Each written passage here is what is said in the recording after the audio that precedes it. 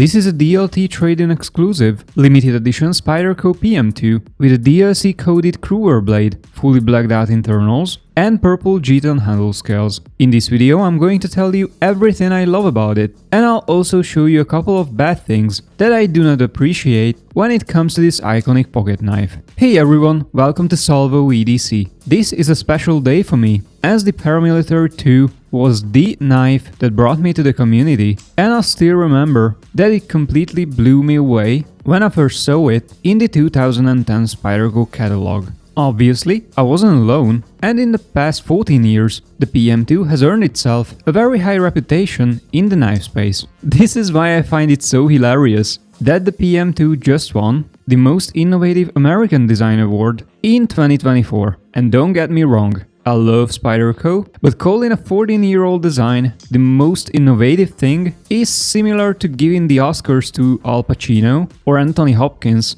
decades after their most successful movies got released. But still, Spyderco is a very cool company, and the PM2 has everything they famously pioneered: the proprietary locking mechanism, the signature spider hole, the humpy blade shape, the forward finger choil, and even the 4-way reversible pocket clip. But my personal favorite thing about this model is hands down the steel variety, since throughout this 1.5 decade, Spyderco released the PM2 with 20 plus different blade steels. So for my review, I made sure to pick my absolute favorite one, which is this DLC-coded CruWear version from DLT Trade-In. This is a very cool stain-resistant tool steel, but CruWear doesn't rank very high on the ladder of stainlessness, so having a DLC coating certainly helps it. And I was super hyped when DLT Trade-In released the PM2 in this exact configuration, because Spyderco usually drops their CruWear blades without coating them, and I absolutely love this blade material,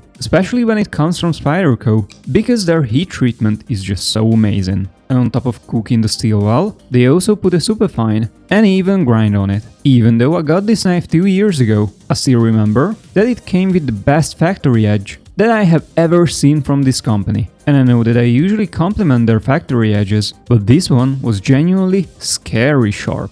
And to my biggest surprise, the aggressive sharpness was not only long-lasting, but it was also easy to restore. So I highly recommend trying CruWear to people who enjoy sharpening their own knives, because caring for this steel can get very rewarding. If I wanted to pick jack of all trades knife steel, CruWear would probably be my #1 favorite, because this blade material simply doesn't have a serious weakness. It's not sensitive to rust, it's not chippy, but it still holds a great edge, and it's an absolute joy to sharpen. The idea of CruWear also fits the PM2 very well, because this pocket knife has a super fine surgical tip. And next to its pretty good edge retention, CruWear also gives this fine tip much needed toughness. And since I adore this steel so much, I already made plans to mod my PM2 by installing these Toxic Storm fat carbon scales from Rib's Garage Tech. And during the scale swap, we'll also stonewash the black DLC blade. So if you wanna see how it turns out, make sure to hit subscribe. If you like experimenting with steel, you can always find this knife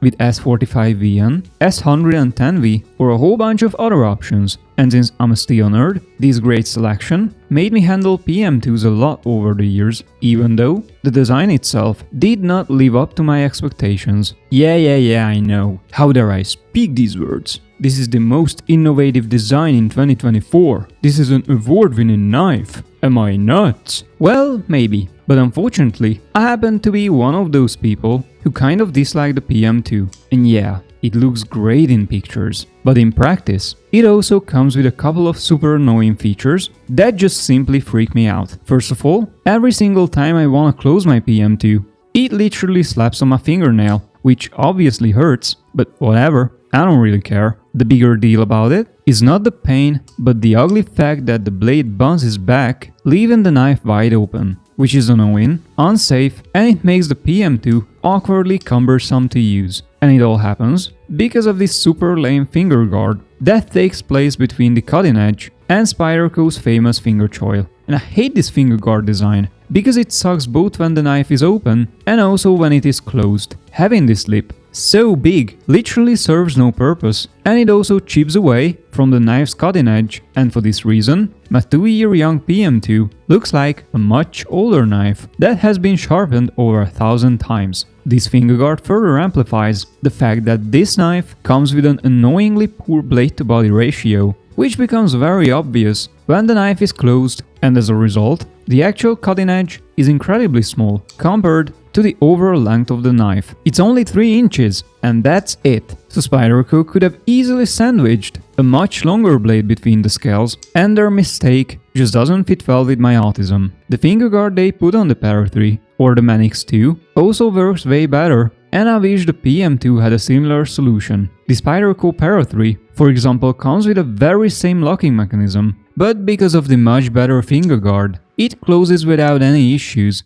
Meanwhile, the PM2 just simply sucks. Another gripe that I have with the PM2 is that on paper, it's a decently sized 8.3 inch long knife. However, the actual shape of this handle makes it feel uncomfortably small in my hands, mostly because my pinky lands on this hotspot toward the end of the grip. And if we look at the Para 3, that knife doesn't have this weird hotspot, which makes it more comfortable for my large hands, even though it is a smaller knife. And if we are already comparing these knives, I must point out that my Para 3 feels much more premium in every way. And the fact that they were made in the same factory blows my mind, because looking at them back to back, the PM2 just feels like a much lower grade product.